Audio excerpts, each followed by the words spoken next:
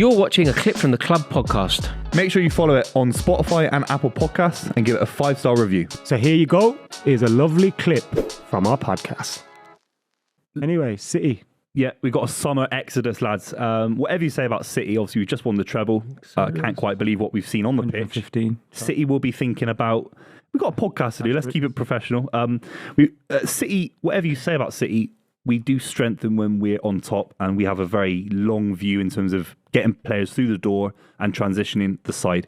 There's at least, well, I'm looking at the list, there's about 7 or 8 players that could all leave the club, and obviously a couple that could come in. So it's a big summer for City. Would you guys be cautious about too many changes, or do you think it's the right time to kind of just, we've won everything, might as well just go? I think one of the things we can all debate and argue and discuss how it may go or predict or whatever, but one of the things that Pep's shown is that, similar to Fergie in a sense, he knows the right time to let someone go. Like, with Aguero, even though he was crying on the side of the pitch pretending that he was going to miss him, really it was the right time for Aguero to go. You need to move on. You need to go and try and win a Champions League. And I think he's always found that right time to let a player go for whatever the reason is. Like, Cancelo ain't finished as a player, but he probably weren't great for the dressing room. You know what I mean? So I think he's good in that sense. I don't know. I think, look, I'm not second guessing Ferguson or Guardiola, but there are examples of Ferguson getting it wrong. Oh yeah, Jaap Stam. Huge mistake. Jaap Stam. I think Mark Hughes.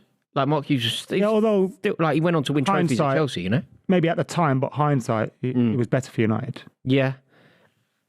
The Gundogan one, to me, look, I just think there's no negotiation here. Just so good, so pivotal to everything City do. It just makes sense to sign him up, but Guardiola knows best. And if Guardiola thinks that it's time to move on, then it's time to move on. Yeah. You're talking about a list of the players that have been linked with a move from the João Cancelo, Aymeric Laporte, Kyle Walker, Bernardo Silva, Gundogan, Mahrez, Calvin Phillips, Sergio Gomez, Cole Palmer. I would say that Kyle Walker is a mistake as well. Yeah, you like Bernardo though as well, don't you? But Bernardo Silva seems to do this every year and ends up staying. I've kind of become desensitized. I think he's going this summer. Do you actually? Yeah. The one about Bernardo Silva, he's probably the best player on the list to leave, and he's in a good age category. But it's that weird mixture of letting him do what he wants, like Leroy Sané, go back to Germany. I think there's this appetite within the club to let these players go on. If they want to leave, let them go. Yeah. I think I'd only keep 2 if I was being really ruthless. I'd keep Ilkay Gundogan because he can win you a game at any moment. It's hard to buy. And then I'd keep Kyle Walker. You cannot buy.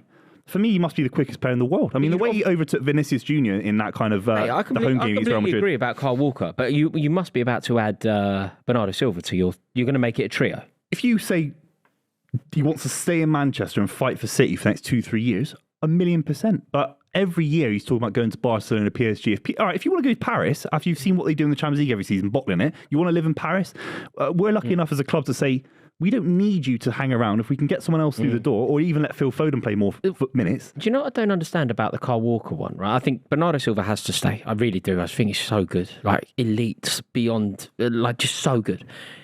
But Kyle Walker, this is the first sort of challenge that he's had to his position in the team. And I thought that he would love that, because he could be deployed only when it was most necessary.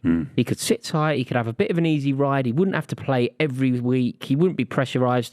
But when you're up against Mbappe in the European Cup, in he comes. Vinicius. Great opportunity for him. He wants to stay, by the way. Yeah. From my understanding, I think the club... There was talk about Sheffield United. I think that's more of a far-fetched rumour. Sentimental. It's Bayern Munich. It's Bayern Munich or stay at City, from my understanding. Or Saudi. I don't know. I've not seen those links. I saw Sheffield. Got that Saudi money. I saw Sheffield United. Everyone's got it except us, apparently. We're the only 3 lads in the whole world without it. In the Poor City. By the way, I can play left wing if anyone wants to sign me. Maybe. 10 grand a week. I think the only couple we could talk about, Riyad Mahrez, obviously one of the best wingers in the league. He is at the best right winger in the league. Yeah. I know. Salah's probably would be in the team of the year. Yeah. Right wing, but if you're looking at just everything, I think Riyad Mahrez didn't start the Champions League final, didn't start the FA Cup final after being so imperious in the semi-final. So I think you let him go for big money if you can get him in.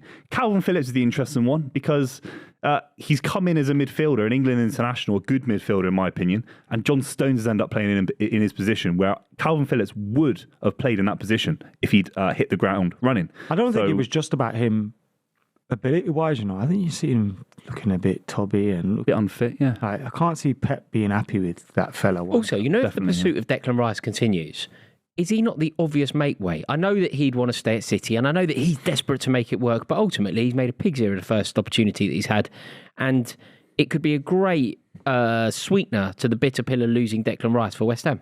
Yeah, if you can get 40 mil for him want and sell it, get Declan in for 100 mil, it's good business. You end up paying 60 million for Declan Rice. Yeah, it's thing hard. is, those deals don't really work. No, maybe not. Like they would still want it to be 100 million for Rice, and okay, now you can pay 30 million for Calvin Phillips. Yeah, 100%. It's weird that. It's really interesting at City, but and Laporte's another one we have to just talk about very quickly as well. One of the best centre backs in the league on his day. It's been a couple of years since that kind of point, but if we go and get Garvidal, I mean, Jesus, 100 mil for that. He's probably top 5 highest ceiling centre backs in world football in terms of where he could be. He's not world class yet. He had a fantastic World Cup. He's Champions League proven. He's young and versatile. It's crazy, lads. He can go in the left. He can go in left back. He plays left of a free. Anywhere. I think it'd be class. But if City do lose Cancelo, well, less so Cancelo has been gone for 6 months. If they do lose Laporte, they do lose Walker, Silva, Gundogan, Mahrez. Doesn't matter. No, but let's say they do. That's 5 key players from the squad, and they have to replace them. You could see early stages. That's not to say it's a mistake to sell them and replace them, but you could see in the early stages some teething issues for. Not really. I don't. Although they'll probably get over it and still win the league. But also, you could take those 5 players out of the team. Like of the Champions League final, what of those players started it? No, but that's true. Them leaving is a different. No, but because then you're replacing. Like Riyad Mahrez didn't. What if your signings? What if your replacement signings aren't successful? You have a few injuries. Yeah, I mean, do you know what I mean? But like, I think the players that. Firstly, all of those players are squad players as it is. Yeah. I think Mahrez is closer to the first sub. Yeah, Mahrez is the Carl one. Walker's first sub. No, but not anymore, Carl. And how influential are they in the dressing room? Yeah, I think Carl Walker's a leader. I think loads of them are leaders. They're all leaders. They're all internationals. They're all European Cup winners. They're all leaders. The captain, Mahrez is a leader in terms of what he does going forward. I mean, when you've got to ping a ball 50 yards under pressure and he can touch it out, you control it at any angle. I think the big thing is that we say it every year. When Man United won the treble, everyone's saying, it'll be a dynasty for 10 years. Things come to an end a lot closer. No, but it wasn't, though, because you didn't... It's not coming to an end. Well, no, you won the treble. Manchester City... You didn't win one again. It's hard to keep winning. It was a dynasty. You know what I'm trying to say. Arsenal came in a couple of years later. You know what I'm trying to say. So City has to be careful in terms of there'll be a lot of clubs out there spending a lot of money trying to break this. So 99, obviously they won it. They won it the 2 years after that. Yeah, it was probably a bad example, 99. But you know what I'm trying to say? People say when Jurgen Klopp won the league with Liverpool, and there's loads of examples, they're never going to be beaten. No, I don't think people said that about Liverpool, though, because of City. City have changed that. Yeah, City are the only team that I think can do this. This could be the last season, though, where it's just City. Especially if you look That's what I'm trying to say. They're cracked in the armour, potentially. Qatar take over United, Newcastle have a season in the Champions League, and then who knows who they're still a long way. I think that Qatar and United will have an opportunity to sort of stop City in their tracks. But they're the only one, and they're at best 2 years away. Liverpool will be interesting. It's 4 in a row. Yeah, Liverpool. Like it's 4 in a row. There should be 4 or 5 clubs challenging. For City, 4 in a row. There should be 4 or 5 challenging. 4 Premier League titles in a row. They broke the record last year for doing the treble. 4 in a row, lads. 4 in a row. Need Pep to just knock it on the head, innit? And then they'll do something mad. Do you know what they'll do? They'll do something mad. They'll break other records. So they broke the treble. They equalised the treble. Invincibles. They'll retain a treble. They'll retain the treble, or they'll take the Invincibles. I'd love to take the back-to-back European Cups hasn't been done by anyone in this country. Pep don't care just about the league. In its modern form. That's true, yeah. Pep cares about all the competitions. That's why his team will probably never go invincible. Yeah. Do you know what I mean? Like, he cares about the Capital One Cup. He'd rather win a quadruple He'd rather win a quadruple than thank God for Nathan Jones. And that's what a proper manager wants to do. Yeah. Nathan Jones, stop the quadruple, lads.